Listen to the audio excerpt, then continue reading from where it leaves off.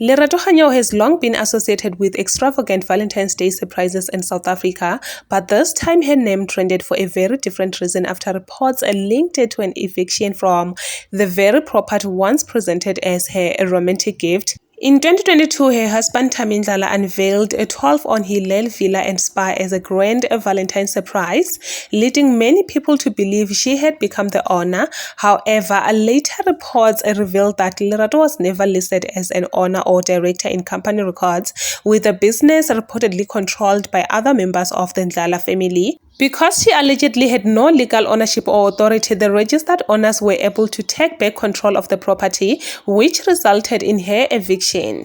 The hotel also resurfaced in headlines during testimony at the Madlanga Commission, although Lerato was not implicated. Soon after, the hotel reportedly released a statement confirming that she had no ownership or operational role in the business, reinforcing what many had begun to suspect about the true nature of the famous Valentine's gift.